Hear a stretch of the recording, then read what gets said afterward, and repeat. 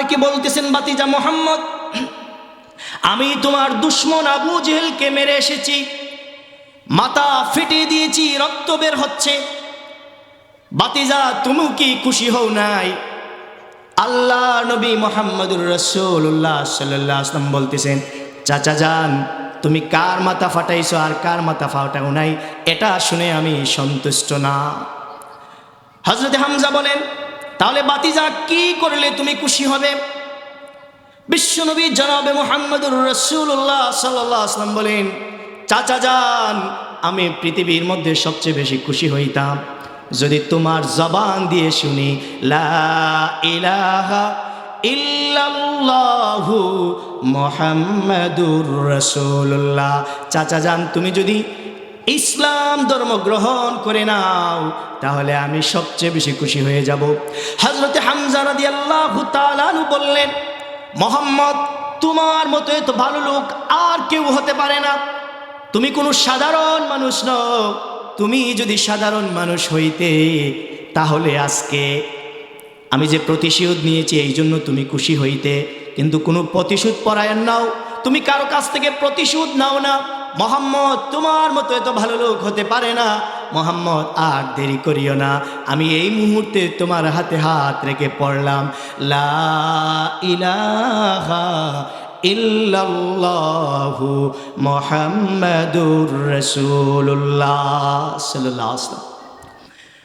সর্বপ্রথম মহান আল্লাহ রাব্বুল আলামিনের দরবারে কালিমাতুশ শুকর আদায় করছি, যে মহান আল্লাহ সুবহানাহু ওয়া তাআলা আমাদের সকলকে কোরআন ও হাদিসের মহব্বতে আজকের এই দ্বীনি মাহফিলে আসার বসার, কোরআন ও হাদিস থেকে কিছু কথা বলা এবং শোনার জন্য যে মহান আল্লাহ তৌফিক দিয়েছেন, সেই মহান আল্লাহর দরবারে প্রাণ খুলে কালিমাতুশ শুকর আদায় করি। সবাই বলে আলহামদুলিল্লাহ। আর একটু আওয়াজ দিয়ে বলি আলহামদুলিল্লাহ। আমি আপনাদের সামনে মহাগ্রন্থ আল কোরআনুল কারীমের সূরা আনকাবুতের দুটি আয়াত তেলাওয়াত করেছি। বিশ্বনবী মুহাম্মদুর রাসূলুল্লাহ সাল্লাল্লাহু আলাইহি ওয়াসাল্লামের অসংখ্য হাদিসের ভান্ডার থেকে ছোট্ট একটি হাদিস আপনাদের সামনে পেশ করেছি। আল্লাহ যদি আমাকে তৌফিক দান করেন, এই আয়াত এবং হাদিসকে সামনে রেখে কিছু কথা বলার চেষ্টা করব ইনশাআল্লাহ। ওমা তৌফিক ইল্লা বিল্লাহ, সুবহানাকা লা ইলমা লানা ইল্লা মা আল্লামতানা ইন্নাকা আনতাল আলিমুল হাকীম। আল্লাহ সুবহানাহু ওয়া তাআলা এই পৃথিবীতে যত নবী রাসূল প্রেরণ করেছেন, প্রত্যেক নবী এবং রাসূলের যে মূল দায়িত্ব ছিল সেটা হলো মানুষকে কালেমার দাওয়াত দেওয়া, ঈমানের দাওয়াত দেওয়া। আল্লাহ তাআলা হযরতে আদম আলাইহিস সালাতু ওয়াস সালাম থেকে নিয়ে আমাদের নবী বিশ্বনবী মুহাম্মদুর রাসূলুল্লাহ সাল্লাল্লাহু আলাইহি ওয়াসাল্লাম পর্যন্ত সবাই, প্রত্যেক নবীরা ঈমানের দাওয়াত দিয়েছেন। আমাদের নবী বিশ্বনবী মুহাম্মদুর রাসূলুল্লাহ সাল্লাল্লাহু আলাইহি ওয়াসাল্লাম যখন আল্লাহর পক্ষ থেকে নবী নির্বাচিত হলেন, তখন তিনি তার জাতিকে দাওয়াত দেওয়া শুরু করলেন, ইয়া আইয়ুহান নাস কুলু লা ইলাহা ইল্লাল্লাহ। এ মানব জাতি, এ মানব সম্প্রদায়, তোমরা যদি মুক্তি পেতে চাও, তোমরা যদি আল্লাহর দিদার লাভ করতে চাও, আল্লাহর তৈরি জান্নাতে যদি যেতে চাও, দুনিয়া এবং আখিরাতে যদি তোমরা সফল কাম হতে চাও, তাহলে তোমরা বলো লা ইলাহা ইল্লাল্লাহ। আল্লাহ ছাড়া কোনো ইলাহ নেই, আল্লাহ ছাড়া কোনো আইনদাতা নেই, আল্লাহ ছাড়া কোনো বিধানদাতা নেই, আল্লাহ ছাড়া আর কেউ, আল্লাহর সমকক্ষ আর কোনো মানুষ কেউ নেই। লা ইলাহা ইল্লাল্লাহ। বিশ্বনবী যখন এই কালেমার দাওয়াত দেওয়া শুরু করলেন, তখন মক্কার বেঈমান কাফেররা আল্লাহ নবীর সাথে দুশমনি শুরু করলো। আল্লাহ নবী সাল্লাল্লাহু আলাইহি ওয়াসাল্লামের সাথে দুশ্মনী শুরু করলো, বাধা দেওয়া শুরু করলো। এই দাওয়াতি কাজে, কালেমার দাওয়াতে বাধা দিল মক্কার বেঈমান কাফেররা, আবু জেহেল, উতবা, সাইবারা। আল্লাহ নবী সাল্লাল্লাহু আলাইহি ওয়াসাল্লামকে প্রথমে তারা চিন্তা করলো, দেখি নরমভাবে মুহাম্মদকে বুঝাইলে হয় কিনা। এই জন্য তারা বিশ্বনবী মুহাম্মদুর রাসূলুল্লাহ সাল্লাল্লাহু আলাইহি ওয়াসাল্লামের চাচা আবু তালিবের কাছে মক্কার বেঈমানরা গেল, গিয়ে বলতেছে, আবু তালিব, তোমার ভাতিজা মুহাম্মদ এগুলো কি নয়া নয়া জিনিস বলে। সে মানুষকে বলে একমাত্র আল্লাহ ছাড়া নাকি আর কোনো ইলা নেই, আইনদাতা নেই, বিধানদাতা নেই। আপনার ভাতিজা আমাদের মূর্তিদের বিরুদ্ধে প্রকাশ্যে বিরোধিতা করতেছে, আমাদের প্রভুদের বিরুদ্ধে, মূর্তির বিরুদ্ধে আপনার ভাতিজা প্রকাশ্যে দুশ্মনী করছে, শত্রুতামি করছে, এগুলোর বিরোধিতা করছে। মক্কার বেঈমানরা বলল, আবু তালিব, আপনি আপনার ভাতিজারে আসলে বলবেন আপনার ভাতিজার জন্য সে কালেমার দাওয়াতের কাজ বন্ধ করে দে। যদি সে চায়, যদি এই দাওয়াতের কাজ, কালেমার দাওয়াতের কাজ যদি সে বন্ধ করে দে, তাহলে সে চাইলে আমরা তারে মক্কার সবচেয়ে বড় নেতা বানিয়ে দেব। সে যদি এই ইমানের কাজ, দাওয়াতের কাজ বন্ধ করে দে, মুহাম্মদ যদি চায় আমরা তারে মক্কার সবচেয়ে ধনী বানিয়ে দেব। মুহাম্মদ যদি এই দাওয়াতের কাজ বন্ধ করে দে, আর যদি সে চায় মক্কার সবচেয়ে সুন্দরী নারী বিয়ে করতে, আমরা সবাই মক্কার সবচেয়ে সুন্দরী নারী তার কাছে বিয়ে দেব। আল্লাহর নবী, বিশ্ব নবী মুহাম্মদুর রাসূলুল্লাহ সাল্লাল্লাহু আলাইহি ওয়াসাল্লাম যখন ফিরে আসলেন বাড়িতে, আবু তালিব আল্লাহর নবীকে এত বেশি মহব্বত করতেন, নিজের কলিজার টুকরা সন্তান জাফর এবং আলীকে যেইভাবে আবু তালিব মহব্বত করতেন, আল্লাহর নবীকে এর চাইতে বেশি মহব্বত করতেন। আবু তালিব মুহাম্মদুর রাসূলুল্লাহকে বলেন, ভাতিজা মুহাম্মদ, মক্কার কাফেররা এসেছিল, তোমার চাচারা এসেছিল, আবু জেহেল তারা এসেছিল। ভাতিজা, তোমার বিরুদ্ধে তারা নালিশ করেছে, তুমি প্রকাশ্যে মূর্তির বিরোধিতা করছো। ভাতিজা, দুশ্মন বাড়িয়ে লাভ কি? এগুলো তুমি বন্ধ করা যায় না। তারা আমার কাছে অফার দিয়েছে, তুমি যদি কালেমার দাওয়াতের কাজ বন্ধ করে দাও, তাহলে তুমি চাইলে তারা তোমারে মক্কার সবচেয়ে ধনী বানিয়ে দিব, মক্কার সবচেয়ে বড় লিডার বানিয়ে দিব। তুমি যদি চাও মক্কার সবচেয়ে সুন্দরী নারী তোমার কাছে বিয়ে দেব। আল্লাহর নবী, বিশ্ব নবী জনাবে মুহাম্মদুর রাসূলুল্লাহ সাল্লাল্লাহু আলাইহি ওয়াসাল্লাম চাচা আবু তালিবকে লক্ষ্য করে বললেন, হে আমার চাচা, মক্কার কাফেররা যদি আমাকে শুধু মক্কার ধনী না, সারা পৃথিবীর সবচেয়ে বড় ধনীও যদি আমারে বানায়া দেয়, মক্কার সবচেয়ে বড় লিডার না, পৃথিবীর সবচেয়ে বড় লিডারও যদি আমাকে বানায়া দেওয়া হয়, আর মক্কার সুন্দরী মেয়ে নয়, সারা পৃথিবীর সবচেয়ে সুন্দরী মেয়েও যদি আমার কাছে বিয়ে দেওয়া হয়, আল্লাহর কসম করে বলছি চাচা, আমি কালেমার দাওয়াতের কাজ বন্ধ করতে পারবো না। সুবহানাল্লাহ। আল্লাহর নবী, বিশ্ব নবী বলেন, চাচা,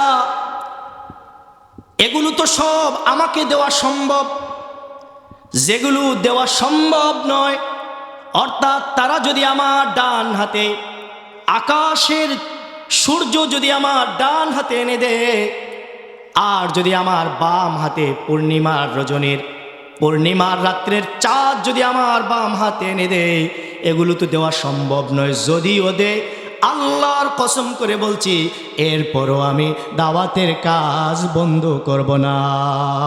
সুবহানাল্লাহ।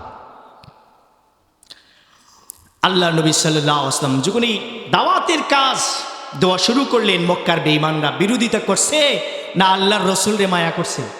বিরোধিতা করছে, ঠিক কিনা? যে নবীজিকে তারা নবী হওয়ার আগে আলামিন বলে ডাকতো, সত্যবাদী বলতো, নবীজির কাছে আমানত রাখতো, বলতো এই পৃথিবীতে মুহাম্মদের মতো আরো একটা ভালো ছেলে খুঁজে পাওয়া যাবে না। এত ভালো যে ছেলেটা যেই মাত্রে তাদের কলিজায় আঘাত করছে, যেই মাত্র ওই সন্তানটা কালেমার দাওয়াত দিয়েছে, ইসলামের দাওয়াত দিয়েছে, মূর্তির বিরোধিতা করেছে, এক আল্লাহর উপর ঈমান আনার জন্য যখন দাওয়াত দিয়েছে, যারা নবী মুহাম্মদুর রাসূলুল্লাহকে আলামিন ডাকতো, বিশ্বাসী বলতো, সাদিক বলতো, যারা নবী মুহাম্মদুর রাসূলুল্লাহ সাল্লাল্লাহু আলাইহি ওয়াসাল্লামের কাছে আমারও রাখতো, পৃথিবীর মধ্যে সবচেয়ে ভালো বালক হিসাবে যাকে স্বীকৃতি দিত, তার মক্কার বেঈমানরা তার ঘুর বিরোধী, তার সবচেয়ে বড় শত্রুতে পরিণত হলো। ঠিক কিনা? কেন? তাদের স্বার্থে আঘাত পড়ছে। ঠিক কিনা? স্বার্থে আঘাত পড়ছে। আমাদের সমাজে দেখবেন ইমাম সাহেব, মাদ্রাসার মুহতামিম সাহেব, শিক্ষক সাহেব যদি সুদ, ঘুষ, জুয়া টুয়া, গান বাজনা এগুলো নিয়ে কথা না বলেন, কিছু মানুষের কাছে অনেক ভালো।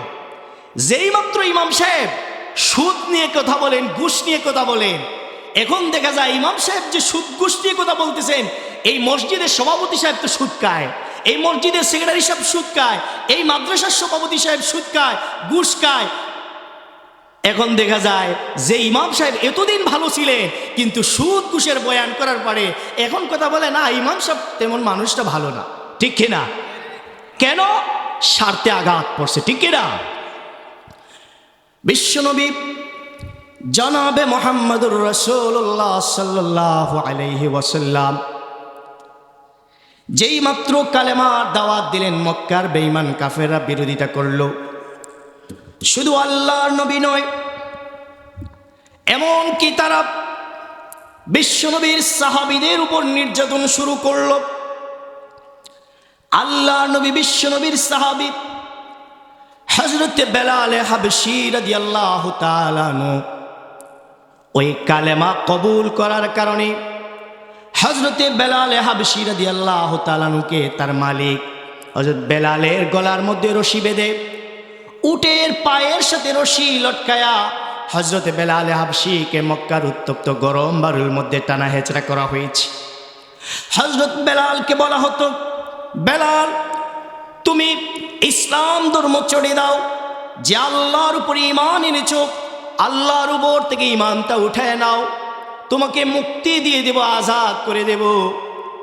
হযরত বেলাল হাবশী রাদিয়াল্লাহু তাআলা আনহু বলছেন, এ আমার মালিক, এ কাফের, তুমি শুনে রাখো, আমাকে যদি তোমরা একবার নয়, আমাকে যদি তোমরা বারবার হত্যা করে শহীদ করে দাও, আল্লাহর কসম করে বলছি আমি বেলালের জীবন যাইতে পারে, কিন্তু এরপরও আমি ইসলাম ধর্ম ছাড়তে পারবো না। সুবহান। হযরত বেলাল হাবশীকে এইভাবে সারাদিন কষ্ট দেওয়া হয়। বেলাল যাতে নড়াচড়া করতে না পারে, তার পিঠে বড় একটা পাথর উঠায় রাখা হতো। এরপরে মক্কার বকাটে ছেলেদেরকে তারা বলতো, বেলালকে ইট পাথর দিয়ে আঘাত করো। মক্কার খারাপ লোকেরা, বকাটে যুবকেরা হযরতে বেলাল হাবশী রাদিয়াল্লাহু তাআলা আনহুকে ইট পাথর দিয়ে রক্তাক্ত করত। যতই তারা মারত, বেলালের জবান দিয়ে শুধু আহাদ আহাদ বের হতো। আল্লাহু আকবার। এইভাবে আল্লাহ নবীর সাহাবী হযরতে খাব্বাব রাদিয়াল্লাহু তাআলা আনহু, বিশ্ব নবীর সাহাবী খাব্বাব, খলিফাতুল মুসলিমিন হযরতে ওমর ফারুক রাদিয়াল্লাহু তাআলা আনহুর শাসনামলে একদিন ওমর রাদিয়াল্লাহু তাআলা আনহু বলতেছেন, খাব্বাব রে, তোমার পিঠে এত বড় গর্ত কেন? তোমার কোমরটা এত চিকেন কেন? হযরতে খাব্বাব বলেন, খলিফাতুল মুসলিমিন ওমর, আপনি জানেন না নি এই কালেমা কবুল করার কারণে বেঈমান কাফেররা আমাকে কেমনভাবে নির্যাতন করেছে? এই বেঈমান কাফেররা আমাকে কালেমা কবুল করার কারণে, ঈমান আনার কারণে আমাকে সারাদিন নির্যাতন করত। এমনকি শেষ পর্যন্ত তারা আমারে জ্বলন্ত অঙ্গারের মধ্যে শোয়া রাখছে, জ্বলন্ত অঙ্গারের মধ্যে শোয়া রাখছে। আমার জ্বলন্ত অঙ্গারগুলো আমার গোশতের ভিতরে ঢুকে যাইতো, এমনকি আমার গোশতের ভিতর থেকে রক্ত এবং চর্বি পড়ে পড়ে অঙ্গার পর্যন্ত নিভে যাইতো। হযরতে খাব্বাবকে বলেছে তারা, খাব্বাব তুমি ইসলাম ধর্ম ছেড়ে দাও। হযরতে খাব্বাব রাদিয়াল্লাহু তাআলা বলেন, আমার জীবন যাইতে পারে কিন্তু আমি ইসলাম ধর্ম ছাড়তে পারবো না। সুবহান। হযরতে খাব্বাবকে যখন নির্যাতন করা হয়েছে রাসূলুল্লাহ সাল্লাল্লাহু আলাইহি ওয়াসাল্লামের যুগে, বুখারী শরীফের হাদিস আন খাব্বাব ইবনুল আরত রাদিয়াল্লাহু তাআলা আনহু قال شكونا إلى رسول الله صلى الله عليه وسلم وهو متوسد بردة له في ظل الكعبة। হযরত খাব্বাব বলেন, আমরা একবার নবীজি সাল্লাল্লাহু আলাইহি ওয়াসাল্লামের কাছে গিয়ে অভিযোগ করলাম বেঈমান কাফেররা যে আমাদের উপর নির্যাতন করতেছে। আমরা অভিযোগ করলাম। রাসূলুল্লাহ সাল্লাল্লাহু আলাইহি ওয়াসাল্লাম তখন মক্কা শরীফে আরাম ফরমাচ্ছিলেন, একটা চাদরকে বালিশ বানিয়ে আল্লাহ নবী আরাম ফরমাচ্ছিলেন। আমরা বিশ্বনবী মুহাম্মদুর রাসূলুল্লাহকে বললাম, কুলনা লাহু আলা তাস্তানসিরু লানা আলা তাদউল্লাহ লানা। আমরা বিশ্বনবী সাল্লাল্লাহু আলাইহি ওয়াসাল্লামকে বলেছি, আলা তাস্তানসিরু লানা, ইয়া রাসূলুল্লাহ আপনি কি আমাদের জন্য সাহায্য প্রার্থনা করবেন না? আমরা মার খাইতে খাইতে শেষ, আমাদেরকে ঘর থেকে বের করে দিচ্ছে, আমাদেরকে নির্যাতন করছে, আমাদের ভাইদেরকে শহীদ করছে, ফাঁসির কাস্টে ঝুলিয়ে দিচ্ছে। ইয়া রাসূলুল্লাহ আলা তাস্তানসিরু লানা, আপনি কি আমাদের জন্য আল্লাহর কাছে সাহায্য চাইবেন না? আলা তাদউল্লাহ লানা, আপনি কি আমাদের জন্য আল্লাহর কাছে প্রার্থনা করবেন না, দোয়া করবেন না? কালা, আল্লাহ নবী বিশ্বনবী বলেন, কানার রাজুলু ফী মান ক্বাবলাকুম ইউহফারু লাহু ফিল আরদি ফায়াজআলু ফীহি ফায়ুজাউ বিল মিনশার ফায়াদাউ আলা রাসিহি ফায়ুশাক্কু বিসনাতাইনি। আল্লাহ নবী বিশ্বনবী বলেন, তোমাদের পূর্বে এরকম কিছু ঈমানদাররা ছিলেন, ইউহফারু লাহু ফিল আরদি, তাদেরকে জমিনের মধ্যে গর্ত করে তাদেরকে শোয়া দেওয়া হতো, এরপরে করাত আনা হতো, এরপর ওই করাত দিয়ে তারা তাদের মাথায় রেখে তাদের মাথাকে, তাদের দেহকে দুই টুকরা করা হতো। এরপর আল্লাহর নবী বলেন, আল্লাহর নবী বিশ্বনবী বলেন, ওয়ামা ইয়াসুদ্দুহু যালিকা আন দীনিহি, এত নির্যাতন করার পরেও, এত মারার পরেও, তাদেরকে ফাঁসির কাস্টে ঝুলানির পরেও, তাদেরকে শহীদ করার পরেও তারা তাদের দিন থেকে এক বিন্দুও সরে যায় নাই।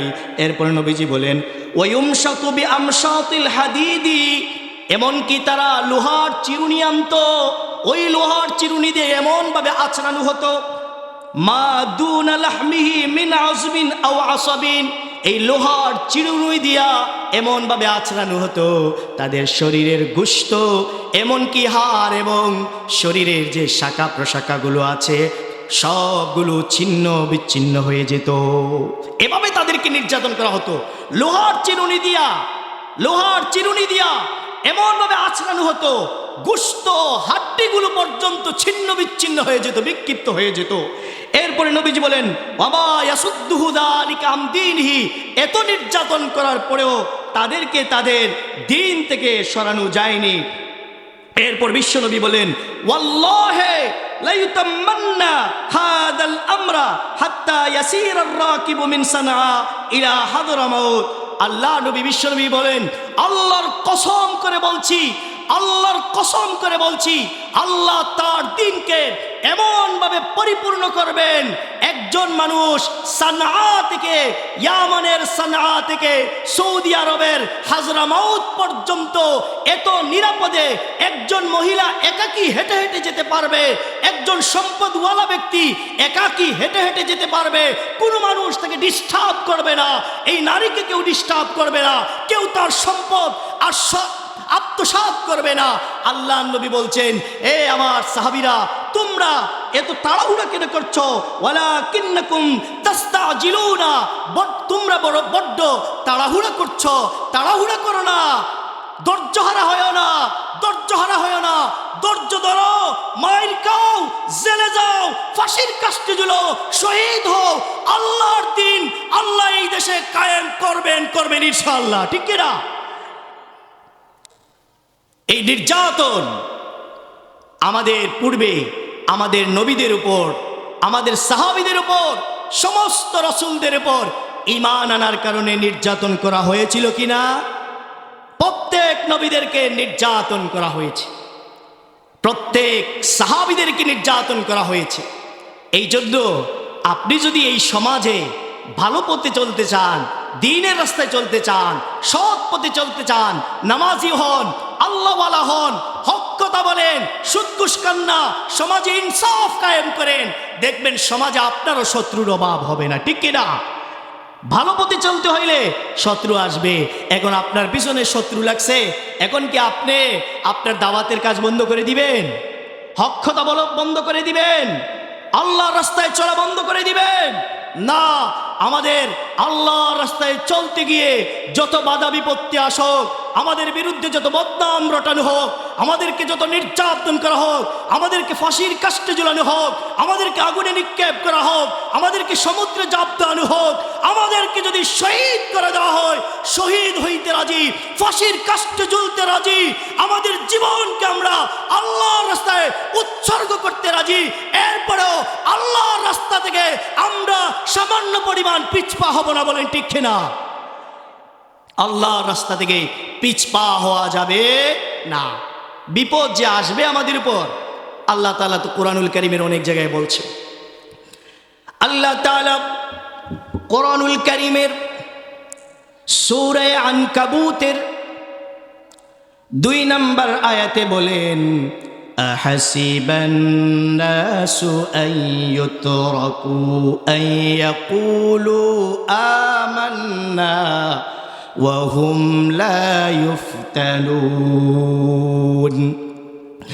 আল্লাহ সুবহানাহু ওয়া তাআলা বলেন, মানুষ কি মনে করে যে আমি ঈমান এনেছি, মুখ দিয়ে এই কথা বলার কারণে তাকে ছেড়ে দেওয়া হবে?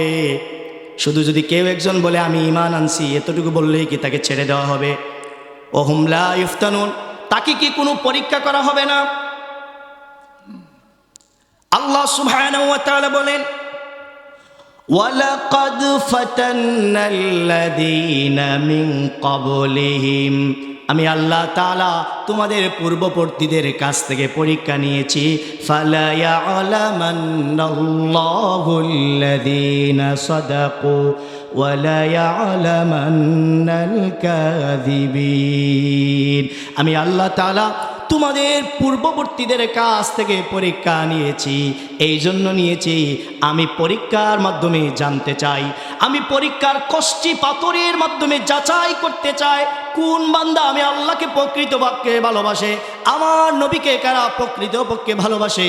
আমি এটা পরীক্ষার মাধ্যমে যাচাই করতে চাই, কারা সত্যবাদী আর কারা মিথ্যাবাদী, এটা পরীক্ষার মাধ্যমেই নির্ধারণ করা হয়, ঠিক কিনা? কারা সত্যবাদী, কারা মিথ্যাবাদী, কে ভালো ছাত্র আর কে খারাপ ছাত্র, এটা তো পরীক্ষার মাধ্যমে নির্ধারণ, ঠিক না? সবাই তো পড়তেছে, পরীক্ষায় বোঝা যায় কে পাস আর কে ফেল। এই জন্য পরীক্ষা আমাদের উপর আসবে, ঠিক না? দিনের রাস্তায় চলতে গেলে আমাদের উপর মুসিবত আসবে, কষ্ট আসবে, আমাদের পূর্ববর্তীদের উপর এসেছিল। আল্লাহর নবী, বিশ্ব নবী মুহাম্মাদুর রাসূলুল্লাহ সাল্লাল্লাহু আলাইহি ওয়াসাল্লাম এই কালেমার দাওয়াত দেওয়ার কারণে স্বয়ং বিশ্বনবী সাল্লাল্লাহু আলাইহি ওয়াসাল্লামের গায়ে হাত তোলা হয়েছে। আল্লাহর নবী, বিশ্বনবীর আবু জাহেল আল্লাহর নবীকে নির্যাতন করেছে, এমনকি আবু জাহেল তার চাদর বিশ্বনবীর গলার মধ্যে পেঁচিয়ে এমন জুড়ে টান দিয়েছে, দয়ার নবী মাটিতে পড়ে গেছে। আল্লাহর নবী মাটিতে পড়ে গেছেন, বিশ্বনবীর চেহারা মলিন হয়ে গেছে। আল্লাহ নবী সাল্লাল্লাহু আলাইহি ওয়াসাল্লামের চোখ লাল হয়ে গেছে। আল্লাহ নবী কাঁদতেছেন। বিশ্বনবী যখন বাড়িতে আসলেন, নবীজির চাচা হযরতে হামজা রাদিয়াল্লাহু তাআলা আনহু, উনি শিকার থেকে এসেছেন, এসে বাড়িতে দাসীর কাছে শুনছেন বাতিজা মুহাম্মদ রে আবু জাহেল মারছে। ব্যাগ থেকে তীরটা নিয়ে আবু জেহেলের বাড়ির দিকে রওনা হয়ে গেলেন। হযরতে হামজা রাদিয়াল্লাহু তাআলা আনহু তখনও ইসলাম গ্রহণ করেন নাই। আবু জেহেলকে গিয়ে বলছেন, আবু জেহেল রে, তুই নাকি আমার বাতিজা মোহাম্মদ রে মারছত।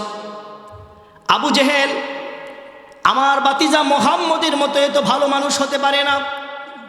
এই পৃথিবীর মধ্যে মোহাম্মদের চেয়ে আর ভালো কাউকে আমি কোনোদিন দেখি নাই। আমার আদরের বাতিজাটারে তুই মারলে। এ আবু জেহেল, তুই মনে করছ মোহাম্মদের পিতা আব্দুল্লাহ না ইয়েতিম হয়ে গেছে? আবু জেহেল রে, তুই জানোস না মোহাম্মদের পিতা আব্দুল্লাহ মারা গিয়েছে, কিন্তু মোহাম্মদের চাচা হামজা এখনো মরে নাই। হযরতে হামজা ধনুক দিয়ে আবু জেহেলের মাথায় একটা আঘাত করলেন, ফিনকিরি দিয়ে রক্ত বের হলো। হযরতে হামজা বাড়িতে চলে আসলেন। এসে আল্লাহ নবী বিশ্বনবী সাল্লাল্লাহু আলাইহি ওয়াসাল্লাম, রক্ত মাখা শরীর আবু জেহেল মেরে রক্তাক্ত করে দিয়েছে। বিশ্বনবী সাল্লাল্লাহু আলাইহি ওয়াসাল্লামের মাথাখানা হযরত হামজার উরুর মধ্যে রাখলেন। আর রেখে বলতেছেন, বাতিজা মোহাম্মদ, আমি তোমার দুশমন আবু জেহেলকে মেরে এসেছি, মাথা ফেটে দিয়েছি, রক্ত বের হচ্ছে। বাতিজা, তুমি কি খুশি হও নাই? আল্লাহ নবী মুহাম্মদুর রাসূলুল্লাহ সাল্লাল্লাহু আলাইহি ওয়াসাল্লাম বলতেছেন, চাচা যান, তুমি কার মাথা ফাটাইছো আর কার মাথা ফাটাও নাই, এটা শুনে আমি সন্তুষ্ট না। হযরত হামজা বলেন, তাহলে বাতিজা কি করলে তুমি খুশি হবে? বিশ্বনবী জনাবে মুহাম্মদুর রাসূলুল্লাহ সাল্লাল্লাহু আলাইহি ওয়াসাল্লাম বলেন, চাচা যান, আমি পৃথিবীর মধ্যে সবচেয়ে বেশি খুশি হইতাম যদি তোমার জবান দিয়ে শুনি লা ইলাহা ইল্লাল্লাহু মুহাম্মাদুর রাসূলুল্লাহ। চাচা যান, তুমি যদি ইসলাম ধর্ম গ্রহণ করে নাও তাহলে আমি সবচেয়ে বেশি খুশি হয়ে যাব। হযরতে হামজা রাদিয়াল্লাহু তাআলা আনহু বললেন, মুহাম্মদ, তোমার মতো এত ভালো লোক আর কেউ হতে পারে না। তুমি কোনো সাধারণ মানুষ নও। তুমি যদি সাধারণ মানুষ হইতে তাহলে আজকে আমি যে প্রতিশোধ নিয়েছি এই জন্য তুমি খুশি হইতে, কিন্তু কোনো প্রতিশোধ পরায়ণ নাও, তুমি কারো কাছ থেকে প্রতিশোধ নাও না। মুহাম্মদ, তোমার মতো এত ভালো লোক হতে পারে না। মুহাম্মদ, আর দেরি করিও না, আমি এই মুহূর্তে তোমার হাতে হাত রেখে পড়লাম লা ইলাহা ইল্লাল্লাহু মুহাম্মাদুর রাসূলুল্লাহ সাল্লাল্লাহু আলাইহি ওয়াসাল্লাম। হযরত হামজা রাদিয়াল্লাহু তাআলা ইসলাম ধর্ম গ্রহণ করে ফেললেন। তাহলে এই যে স্বয়ং আল্লাহর নবীকে পর্যন্ত নির্যাতন করা হয়েছে, এই দ্বীনের পথে চললে আমাদের উপর কষ্ট, জুলুম, নির্যাতন এগুলো আসবে, ঠিক কি না? এগুলো আসবে। আল্লাহ তাআলা কোরআনুল কারীমের সূরা বাকারার 214 নম্বর আয়াতে বলেন, আম হাসিবতুম আন তাদখুলুল জান্নাতা ওয়ালাম্মা ইয়াতিকুম মাসালুল লাযীনা খালাউ মিন ক্বাবলিকুম মাসাতহুমুল বাসাউ ওয়াদ-দাররাউ ওয়া যুলজিলু حتى يقول الرسول والذين آمنوا معه متى نصر الله ألا إن نصر الله قريب। বিশ্বনবী আল্লাহ সুবহানাহু ওয়া তাআলা কোরআনুল কারীমে বলছেন, দুনিয়ার মানুষদেরকে লক্ষ্য করে বলছেন, তোমরা কি মনে করো তোমরা এমনিতেই জান্নাতে চলে যাবে? আনতাদখুলুল জান্নাতা ওয়ালাম্মা ইয়াতিকুম মাসালুল লাযীনা খালাউ মিন ক্বাবলিকুম ওয়ালাম্মা ইয়াতিকুম মাসালুল লাযীনা খালাউ মিন ক্বাবলিকুম। তোমরা কি মনে করেছো এমনিতেই তোমরা জান্নাতে প্রবেশ করবে, অথচ তোমাদের অতীতে তোমাদের পূর্ববর্তীদের উপর যেইভাবে পরীক্ষা করা হয়েছে তোমাদের উপর সেইভাবে পরীক্ষা না করে এমনিতেই জান্নাতকে তো সহজ যে লা ইলাহা ইল্লাল্লাহ পড়লেই জান্নাতে চলে যাবেন, আর কোনো পরীক্ষার সম্মুখীন করা হবে না, এমনিতেই তুমি জান্নাতে চলে যাবা। না না, বলেন আন তাদখুলুল জান্নাতা ওয়ালাম্মা ইয়াতিকুম মাসালুল লাযীনা খালাউ মিন ক্বাবলিকুম মাসসাতুহুমুল বাসাউ ওয়াদ-দাররাউ। আল্লাহ সুবহানাহু ওয়া তাআলা বলেন, তোমাদের পূর্ববর্তীদের অবস্থা এমন হয়েছে, তাদের উপর অভাব অনটন এসেছে, তাদের উপর দুঃখ দুর্দশা এসেছে, তাদের উপর কষ্ট মুসিবত এসেছে, তাদের উপর অনেক বিপদ আপদ এসেছে, এমনকি ওয়াজুলজিলু, তাদেরকে প্রকম্পিত করা হয়েছিল। এমন অবস্থা হয়েছিল সাহাবী এবং আল্লাহর রসুলরা পর্যন্ত আল্লাহর রসুল পর্যন্ত বলেছিলেন, মাতা নাসরুল্লাহ, আল্লাহর সাহায্য কখন আসবে। তাদের উপর এত মুসিবত এসেছে, তোমরা কি এত সহজ মনে করো যে দুঃখ কষ্ট আসবে না, অভাব অনটন আসবে না, রোগ সুখ আসবে না, বিপদ আপদ আসবে না, আর এমনিতেই তোমরা জান্নাতে চলে যাবে? না, এরকম হতে পারে না। কারণ যে যত বড় ঈমানদার, তার উপর আল্লাহর পক্ষ থেকে তত বেশি বড় পরীক্ষা করা হয়, ঠিক কি না? যে যত বড় বেশি কি ঈমানদার, তাকে আল্লাহ তাআলা তার চেয়ে বেশি পরীক্ষা করেন। দেখেন, সাহাবীদের থেকে বিশ্বনবী এবং সমস্ত রসুলগণ নিষ্পাপ, তারা হলেন সবচেয়ে বড় ঈমানদার। এই জন্য তাদেরকে সবচেয়ে বেশি কঠিন পরীক্ষা নেওয়া হয়েছে তাদের কাছ থেকে। আল্লাহ নবী সাল্লাল্লাহু আলাইহি ওয়াসাল্লাম বলেন, ক্বালা রাসূলুল্লাহি সাল্লাল্লাহু আলাইহি ওয়াসাল্লাম, আশাদ্দুন নাসি বালাউল আম্বিয়া সুম্মাল আমসালু ফাল আমসাল। আশাদ্দুন নাসি বালাউল আম্বিয়া, এই পৃথিবীর মধ্যে সবচেয়ে বেশি কঠিন পরীক্ষা নেওয়া হয়েছে নবীগণের কাছ থেকে। এরপর সাহাবী, এরপর তাবেঈ, এরপর তবে তাবি, এইভাবে ধারাবাহিকভাবে যারা যত বেশি মুত্তাকি পরহেজগার আল্লাহওয়ালা, তার থেকে তত বেশি পরীক্ষা নেওয়া হয়। সুবহানাল্লাহ, পরীক্ষা নেওয়া হয়। এই পরীক্ষার মাধ্যমে আল্লাহ যদি আপনি সবর অবলম্বন করতে পারেন, তাহলে আপনার যেই পরিমাণ মর্যাদা আছে, আল্লাহ আপনার মর্যাদা আরো বাড়িয়ে দিবেন। সুবহানাল্লাহ। এই পরীক্ষা আল্লাহ সুবহানাহু ওয়া তাআলা বিভিন্নভাবে নেন।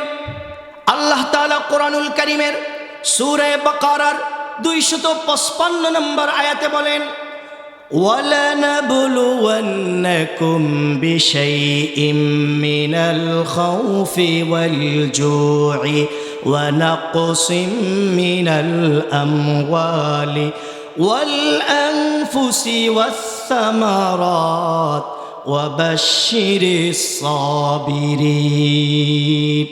আল্লাহ সুবহানাহু ওয়া তাআলা বলেন, পরীক্ষা বিভিন্ন রকমের হতে পারে। আল্লাহ তাআলা কখনো মানুষকে ভয় দিয়ে পরীক্ষা করেন, কখনো ক্ষুধা দিয়ে পরীক্ষা করেন, ওয়ানাকসিম মিনাল আমওয়াল, কখনো সম্পদ নষ্ট করে পরীক্ষা করেন, কখনো নিজের আত্মীয় স্বজন, নিজের একটা কলিজার টুকরা সন্তান, ওই সন্তানটারে আল্লাহ দুনিয়ায় থেকে বিদায় নিয়ে আপনাকে পরীক্ষা করবেন। বিভিন্নভাবে আল্লাহ সুবহানাহু ওয়া তাআলা তোমাদেরকে পরীক্ষা করবেন। যদি তোমরা ওই পরীক্ষার মধ্যে, হে ইমানদারেরা, যদি তোমরা পরীক্ষায় পাশ হয়ে যাও, কামিয়াব হয়ে যাও, আল্লাহ সুবহানাহু ওয়া তাআলা তোমাদের মর্যাদা দ্বিগুণ বাড়িয়ে দেবেন। সুবহান, তোমাদের মর্যাদা আল্লাহ তাআলা দ্বিগুণ বাড়িয়ে দিবে। এবং আল্লাহ বলছেন, শুধু তোমাদের কাছ থেকে পরীক্ষা নিচ্ছেন না, আগেকার সমস্ত নবী এবং সমস্ত নবীদের উম্মত থেকেও আল্লাহ তাআলা পরীক্ষা নিয়েছেন। দেখেন, হযরত ইব্রাহিম আলাইহিস সালাতু ওয়াস সালাম কেমন কঠিন পরীক্ষার সম্মুখীন হয়েছিলেন। হযরত ইব্রাহিম আলাইহিস সালাতু ওয়াস সালামকে নমরুদ যখন আগুনে ফেলে দিবে, তখন হযরত জিবরাইল আলাইহিস সালাতু ওয়াস সালাম নমরুদ ইব্রাহিমের নিকটে সে বলতেছে, ইব্রাহিম, নমরুদ তোমাকে কিছুক্ষণের ভিতরে আগুনে ফেলে দেবে। হে ইব্রাহিম, তুমি যদি আমার কাছে সাহায্য চাও, আমি এই আগুনটা নিভাইয়া দিব, অথবা আগুনটারে দূরে কোথাও নিয়ে ফেলে দিব, তুমি আমার কাছে সাহায্য চাও। হযরত ইব্রাহিম আলাইহিস সালাতু ওয়াস সালাম হযরত জিবরাইলকে বললেন, হে জিবরাইল, শুনে রাখো, আমি এমন কোনো মাবুদের ইবাদত করি না, এমন কোনো অন্ধ মাবুদের ইবাদত করি না, যে আল্লাহ যে এমন কোনো অন্ধ মাবুদের ইবাদত করি না যে তার বান্দা দুঃখের মধ্যে আছে, কষ্টের মধ্যে আছে, আর রব তা দেখেন না। আমি এমন কোনো অন্ধে মাবুদের ইবাদত করি না। এ জিবরাইল শুনে রাখো, আমি ইব্রাহিম যদি নমরুদের আগুনে জ্বলতে যদি আমার আল্লাহর পছন্দ হয়, খুশি লাগে, তাহলে আমি আমার আল্লাহকে খুশি করতে একবার নয় 1000 বার আগুনেও জ্বলতে রাজি আছি। সুবহানাল্লাহ। আল্লাহ যদি খুশি হন, আমি যদি আগুনে জ্বললে আমার রব খুশি হন, তাহলে আমি এই ধরনের আগুনে জ্বলতেও রাজি আছি। সুবহানাল্লাহ।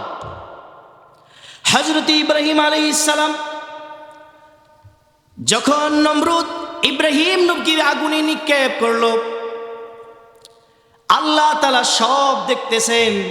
আল্লাহ তাআলা আগুনকে অর্ডার করলেন, ইয়া নারু কুনি বারদান ওয়া সালামান আলা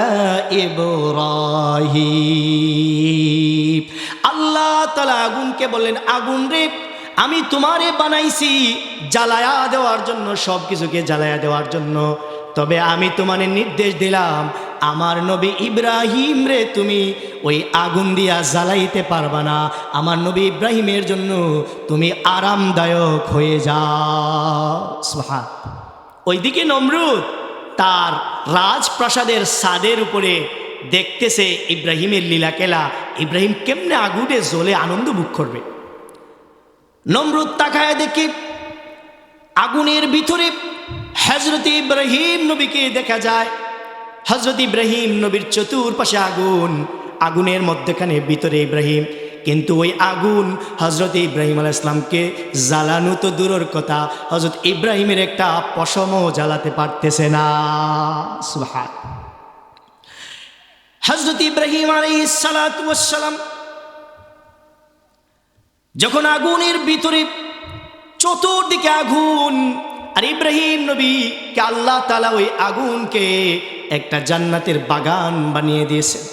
নমরুদ আগুনকে লক্ষ্য করে বলে, আগুন রে, আমি আমার পুরা জাতি নিয়ে তুই আগুনের পূজা করলাম, সারা জীবন শুনলাম তুই জ্বালাস, মানুষকে জ্বালাস, কত মানুষকে জ্বলতে দেখেছি, তুই আগুন জ্বালাইছ, কিন্তু ইব্রাহিম নবীরে কেন জ্বালাইলে না?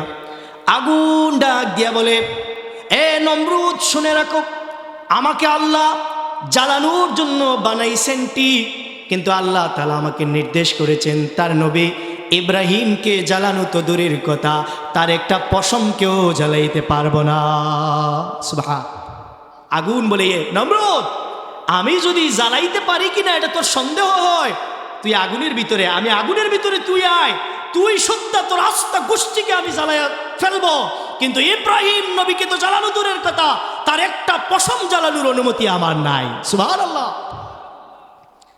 তাহলে ইব্রাহিম নবীকে আল্লাহ তাআলা পরীক্ষা করছেন কিনা? পরীক্ষা করছেন। ইব্রাহিম নবী পাশ হয়েছেন কিনা? ইব্রাহিম নবী পাশ হয়েছে। এইভাবে আমাদের প্রত্যেকটা জায়গায় ঈমানদারদেরকে আল্লাহ তাআলা পরীক্ষা করবেন, বিভিন্নভাবে পরীক্ষা। এই পরীক্ষা আসলে আমরা তখন মনে মনে বলবো না, মনে হয় এগুলো গুনার কারণে হচ্ছে, কোনো আল্লাহ ওয়ালা যদি পরীক্ষায় পড়ে এগুলো বলবো না। আল্লাহর পক্ষ থেকে ঈমানদারদের উপর, আল্লাহ ওয়ালাদের উপর, মুত্তাকিদের উপর, পরহেজগারদের উপর, ভালো নেককারদের উপর পরীক্ষা আসবে, আসবে, এটা অবশ্যই আসবে। আর সেই পরীক্ষায় যদি মুমিনরা সফলকাম হয়, আল্লাহর পক্ষ থেকে অবশ্যই অবশ্যই তাদেরকে তার প্রতিদান দেওয়া হবে। সুবহানাল্লাহ। আল্লাহ তাআলা কোরআনুল কারীমের সূরা আলী ইমরানের 139 নম্বর আয়াতে বলেন, ওয়ালা তাহিনু ওয়ালা তাহজানু ওয়া আনতুমুল আ'লাউনা ইন কুনতুম মুমিনিন। আল্লাহ তাআলা ঈমানদারদেরকে বলছেন, তোমাদেরকে আগুনে নিক্ষেপ করা যদি হয়, তোমাদেরকে যদি সমুদ্রে ফেলা হয়, তোমাদেরকে যদি ফাঁসির কাস্টে ঝুলানো হয়, তোমাদেরকে যত অত্যাচার আর নির্যাতন করা হোক না কেন, তোমরা যদি মুমিন হয়ে থাকো আর ধৈর্য ধারণ করে থাকো, তাহলে তোমাদের কোনো চিন্তা নাই, টেনশন নাই, পেরেশান নাই, স্বয়ং আল্লাহ তোমাদের সাথে আছেন। সুবহানাল্লাহ। শুধু নবীগণ আর পুরুষগণ ঈমানের পরীক্ষা দিয়েছেন এরকম না, এই ঈমানের পরীক্ষা দিয়েছেন নারীরাও। ফেরাউনের স্ত্রী হযরতে আসিয়া, বিবি আসিয়া, হযরতে মূসা আলাইহিস সালাতু ওয়াস সালাম যখন কালেমা দাওয়াত দিয়েছেন, ফেরাউনের স্ত্রী আসিয়া এই কালেমা কবুল করছেন। ফেরাউন যখন নিজেকে প্রভু দাবি করল, আসিয়া গোপনে গোপনে ইবাদত বন্দেগী করেন, আল্লাহকে রব হিসেবে কবুল করে নিয়েছেন, ইবাদত বন্দেগী করেন। ফেরাউন জানতে পারলো তার স্ত্রী আসিয়া ইসলাম কবুল করে নিয়েছে। ফেরাউন হযরত আসিয়া এবং তার দাসীদেরকে নির্যাতন শুরু করলো। একে একে তার দাসীদেরকে মেরে ফেলা হয়েছে। হযরত আসিয়াকে ফেরাউন যখন নির্যাতন শুরু করে দিল, হযরতে আসিয়াকে জমিনের উপর শোয়া রাখলো। এরপর হযরতে আসিয়ার উপর বড় একটা পাথর তুলল। হযরত আসিয়ার হাত, দুনো হাত, দুই পায়ের মধ্যে লোহার পেরেক ঢুকাইয়া দিল, আর বেলেট দিয়া বা ধারালো অস্ত্র দিয়া হযরতে আসিয়ার শরীর থেকে চামড়াগুলো সুলাইতে লাগলো, উঠাইতে লাগলো। হযরতে আসিয়া কি পরিমাণ কষ্ট করেছেন, শরীর থেকে চামড়া খসানো হলো, সুলানো হলো। হযরতে আসিয়াকে পেরেক মেরে নির্যাতন করা হলো। হযরতে আসিয়াকে তার বুকের উপর বড় পাথর উঠায় দেওয়া হলো। কিন্তু হযরতে আসিয়া বলছেন, ফেরাউন এবং তোর বাহিনীর লোকেরা শুনে রাখ, আমি আসিয়ার জীবন যাইতে পারে, কিন্তু আমি যে আমার রবের উপর ঈমান এনেছি, সেই আল্লাহর উপর থেকে ঈমান সরাতে পারবো না। সুবহান। ফেরাউন হযরতে আসিয়াকে মারে। আর হযরতে আসিয়া আল্লাহর কাছে কি দোয়া করেছেন?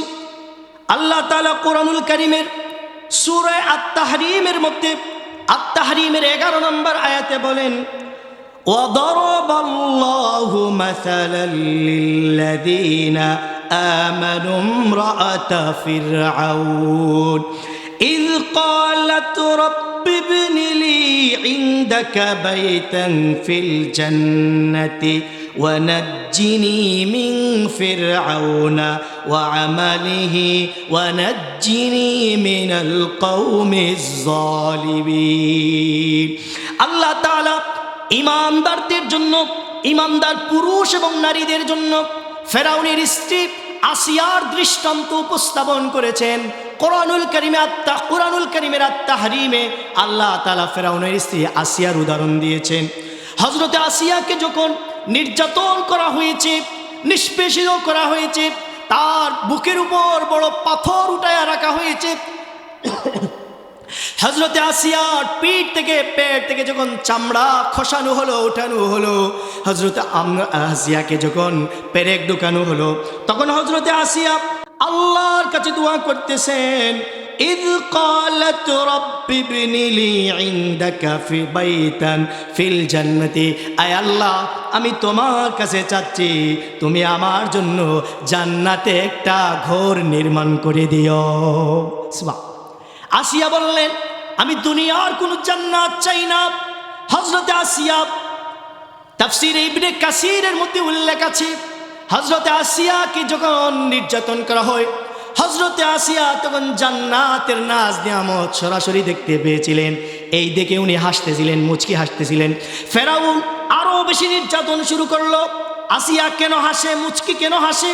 ফেরাউন আরো বেশি নির্যাতন করলো, কিন্তু হযরতে আসিয়া তো জান্নাত থেকে হাসতেছিলেন। যত বেশি নির্যাতন করে, আর হযরতে আসিয়া, বিবি আসিয়া যখন জান্নাত দেখেন, জান্নাত দেখতেছেন, আর ফেরাউনের বাহিরা নির্যাতন করতেছেন। ফেরাউনের বাহিরা যত বেশি নির্যাতন করে, আসিয়া জান্নাত দেখার কারণে তার উপর এই ধরনের নির্যাতনকে নির্যাতন মনে করেন নাই। এমনকি বিবি আসিয়া, ফেরাউনের স্ত্রী বিবি আসিয়া আল্লাহর কাছে দোয়া করছেন, আল্লাহ তুমি আমার জন্য জান্নাতে একটা ঘর বানিয়ে দিও, ওয়ানাজ্জিনি মিন ফিরআউনা ওয়া আমালিহি, আর আল্লাহ তুমি এই জালেম ফেরাউন এবং তার বাহিনীর হাত থেকে আমাকে রক্ষা করো, ওয়ানাজ্জিনি মিনাল কওমিজ জালিমিন, এবং জালেম সম্প্রদায়ের হাত থেকে আল্লাহ তুমি আমাকে বাঁচাও। হযরতে আসিয়া আলাইহিস সালাম হজরতে আসিয়া তিনি যখন ওই কালেমার দাওয়াত কবুল করেছিলেন, যত বেশি নির্যাতন করা হয়েছে, বিবি আসিয়া নির্যাতনগুলো সহ্য করেছেন। এরপরে ফেরাউন সর্বশেষে বিশাল একটা বড় পাথর নিয়ে আসিয়াকে একটা জোরে আঘাত করেছে। আসিয়া দুনিয়ায় থেকে বিদায় নিয়ে গেছেন। আসিয়া এমনভাবে দুনিয়ায় থেকে বিদায় নিয়েছেন, আসিয়া জান্নাত দেখে দেখে দুনিয়ায় থেকে বিদায় নিয়েছেন। সুবহানাল্লাহ, দুনিয়া থেকে জান্নাত দেখে দেখে উনি বিদায় নিয়ে গেছেন। সুবহানাল্লাহ। ইমানদারদেরকে আল্লাহ তাআলা এইভাবে সাহায্য করেন। আপনি যদিও দেখতেছেন আপনাকে শহীদ করে দেওয়া হচ্ছে, আপনি যদি ন্যায় পথে থাকেন, ব্যাপার বুঝবেন, আপনি যদি ন্যায় পথে থাকেন, সত্যের পথে থাকেন, ইসলামের পক্ষে থাকেন, কোরআনের পক্ষে থাকেন, আল্লাহ এবং তার রাসূলের পক্ষে থাকেন, আর বেঈমান কাফেররা যদি আপনাকে এর কারণে যদি নির্যাতন করে, ফাঁসির কাস্টে ঝুলায়, আপনার উপর যদি বিভিন্ন ধরনের তুহমত দেওয়া হয়, নির্যাতন করা হয়, শহীদ করা হয়, তাহলে মনে রাখবেন আপনি মরতে দেরি, জান্নাতে যাইতে দেরি নয়। বলেন সুবহানাল্লাহ। মরতে দেরি, জান্নাতে যাইতে দেরি নয়। এজন্য আমাদের সকলকে আল্লাহ সুবহানাহু ওয়া তাআলা এই যে বিধান, এগুলোর উপর সবাই আমল করার চেষ্টা করব। অর্থাৎ সর্বাবস্থায় ঈমানের হালতে থাকবো এবং কালেমার দাওয়াত দিব, ইসলামের দাওয়াত দিব। এই পথে যদি মরতে হয়, মরার জন্য আমরা প্রস্তুত আছি। বলেন ঠিক কিনা? আল্লাহর পথে যদি মরতে হয়, মরার জন্য আমরা প্রস্তুত আছি। ইমানদারদের উপর যত কষ্ট আসবে, এই কষ্ট যদি সবর করতে পারে, তা আল্লাহ তাআলা কোরআনুল কারীমে বলেন, আল্লাহু ওয়ালিয়ুল্লাযীনা আমানু ইউখরিজুহুম মিনাজ যুলুমাতি ইলান নূর ওয়াল্লাযীনা কাফারু আউলিয়াউহুমুত তাগুত। শেষ করলাম। আল্লাহ তাআলা বলছেন, যারা ঈমানদার, আল্লাহু ওয়ালিয়ুল্লাযীনা আমানু, যারা ঈমান এনেছে তাদের অভিভাবক হলেন আল্লাহ। হাসবুনাল্লাহু ওয়া নি'মাল ওয়াকিল, আল্লাহই তাদের জন্য যথেষ্ট। দুনিয়ার সমস্ত বেঈমান কাফের মুশরিকরা যদি চায় আপনাকে বেইজ্জত করতে, আপনারে মারতে, আপনারে যদি চায় অপমান করতে, আর আল্লাহ যদি আপনার জন্য অভিভাবক হয়ে যান, যথেষ্ট হয়ে যান, সাহায্যকারী হয়ে যান, আল্লাহ যদি আপনার পাশে থাকেন, পৃথিবীর কোনো মানুষ আপনার ক্ষতি করতে পারবে না। বলেন ঠিক কিনা? এই জন্য সর্বাবস্থায় আমরা সবাই চেষ্টা করব আল্লাহর প্রিয় মুমিন বান্দা যেন আমরা সবাই হতে পারি। ঈমানের পথে সবাই অটল অবিচল থাকবো। এই পথে চলতে গিয়ে যত ধরনের বাধা বিপত্তি আসুক না কেন, সব সহ্য করব। আলোচনা লম্বা ছিল, এরপরে সবর অবলম্বন করব। সবর অবলম্বন করলে কি হবে? আল্লাহ তাআলা আমাদের এই সবরের জাযা দিবেন, প্রতিদান দিবেন। যদি কোনোদিন সুযোগ হয়, আল্লাহ আমাদেরকে সবরের কি প্রতিদান দিবেন সেই বিষয়ে আলোচনা করব ইনশাআল্লাহ।